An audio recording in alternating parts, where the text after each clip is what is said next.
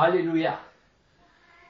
Ce soir, je veux vous bénir d'une part et parler avec vous d'un sujet qui est méconnu et néanmoins très important. Que veut dire le mot Amen? Qu'est-ce que cela représente pour nous que le mot Amen? Je vais essayer de vous l'expliquer. Dans l'Ancien Testament, lorsque Moïse lisait la loi, il était exigé que le peuple derrière dise Amen. Que veut dire le mot Amen? Amen veut dire qu'il en soit ainsi, qu'il en soit fait comme Dieu l'a déclaré dans sa parole. Pour moi, pour ma famille, pour mes enfants, pour le peuple. Amen. Dans la parole de Dieu, il est clair que ceux qui peuvent dire Amen, ce sont le Père, le Fils et le Saint-Esprit.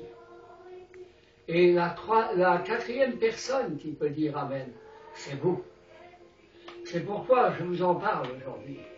Mais nous pouvons dire Amen à quoi? Sachez que dans l'Ancien Testament, Dieu disait « Cacherai-je à Abraham ce que je vais faire ?» Ce qui veut dire quoi? Dieu ne voulait rien faire sans que l'homme partage son plan. Dieu nous a élevés dans l'autorité pour que nous soyons dans son conseil et que nous disions Amen à ses décisions, Amen à ce qu'il a décidé. Qu'il en soit ainsi, fais ainsi pour ma vie, fais ainsi pour le peuple. Amen, Seigneur. Mais Dieu nous demande, Dieu attend le quatrième Amen avant de faire quoi que ce soit. Et le quatrième Amen, c'est nous. Lorsque nous avons dit Amen, toute la plénitude de Dieu est en mouvement pour faire ce qu'il a décidé. Dieu ne fait rien, dit la Bible, sans l'avoir révélé à ses apôtres, à ses prophètes dans l'Ancien Testament. Dieu ne fait rien au jour d'aujourd'hui sans nous avoir révélé. Pourquoi? Parce qu'il nous a rendus co-héritiers avec sa gloire, avec sa présence. Alors, ce soir, je dis une chose. Vous pouvez ne pas dire Amen à la décision de marcher avec le Seigneur dans votre vie. Vous pouvez refuser de marcher. Alors, vous ne pouvez pas dire Amen.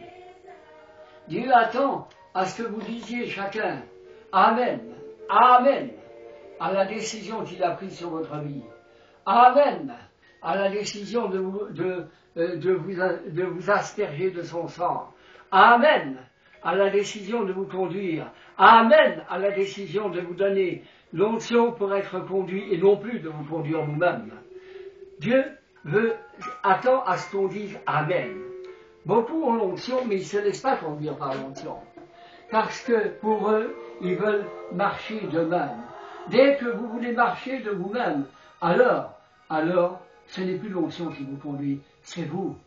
Vous devez dire Amen à la pensée de Dieu. La Bible dit, nous avons reçu l'onction de la part de celui qui est saint, nous connaissons toutes choses.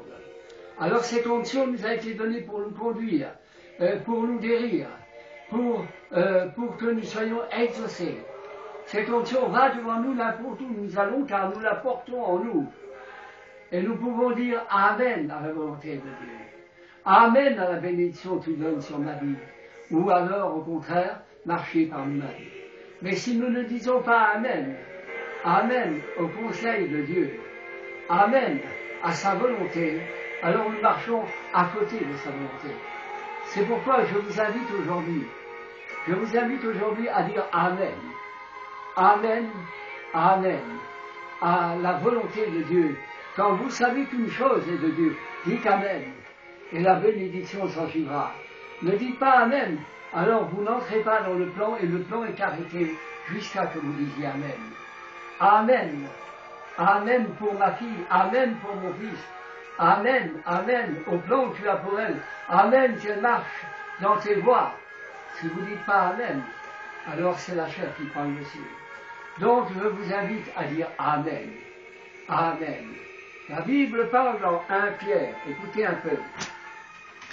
La Bible déclare ceci dans 1 Pierre que nous avons été rendus participants à l'aspersion du sang. Qu'est-ce que ça veut dire? Ça veut dire ceci, c'est que nous pouvons asperger les autres avec le sang du Seigneur Jésus-Christ. Dans Hébreux chapitre 9, verset 13, il est parlé que Moïse, avec le sang des bêtes, il aspergeait le livre et il aspergeait le peuple.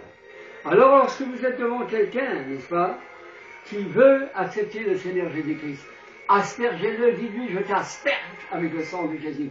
Et faites le geste, amen. Aspergez toute personne qui veut accepter Jésus-Christ. Car une personne qui n'est pas aspergée du sang de Jésus ne peut pas rentrer dans l'alliance avec Dieu. Amen. L'aspersion du sang. Nous sommes sacrificateurs. La Bible dit que Jésus a fait de nous une race de sacrificateurs dans la nouvelle alliance. C'est pourquoi, différemment aux sacrificateurs de l'ancienne alliance, nous aspergeons par la foi les gens avec le sang de Jésus. Et faites le geste d'asperger la personne. Amen. Faites le geste. Si vos parents n'ont pas accepté Christ, alors aspergez-les avec le sang de Jésus. Ils ne mourront pas quand ils n'auront pas accepté. Car le sang a arrêté la mort. Satan ne peut plus attaquer quelqu'un qui a le sang de Jésus sur lui. Vous savez pourquoi? Parce que le sang arrête la mort. Amen. Il est dit dans la Genèse, il est dit que dans l'Exode, il est dit que l'Éternel s'écarta de Moïse. Au départ, il a voulu tuer Moïse. Et tout d'un coup, la femme de Moïse a pris un prépuce sur lequel il y avait du sang, elle l'a jeté sur Moïse, et il est dit l'Éternel recula. Bon, écoutez bien. Si l'Éternel s'écarta, ça veut dire qu'il a reculé. Que représente le sang? Le sang représente des choses que nous ignorons, mais au point que Dieu a reculé, il a arrêté. Il a arrêté de se battre avec Moïse. Pourquoi? Parce que le sang arrête la mort. La puissance du sang arrête la mort. Si Dieu lui-même a dû s'écarter de Moïse, qu'est-ce que Satan peut faire contre vous? Si vous avez invoqué le sang sur votre vie, sur vos enfants, qu'est-ce que Satan peut faire?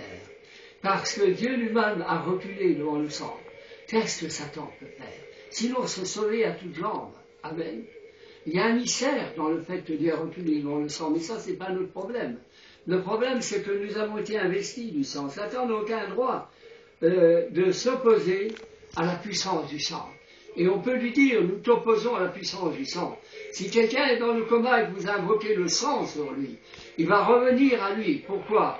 Je parle du sang du Seigneur Jésus-Christ. Parce que dans le sang du Seigneur Jésus-Christ, il y a la vie de Dieu. C'est le sang d'avant que le monde fût que vous êtes en train d'invoquer. Et alors, Satan ne peut pas aller contre quelqu'un qui a le sang de Jésus sur lui, la vie de Dieu, parce qu'il risquerait de se détruire nous-mêmes.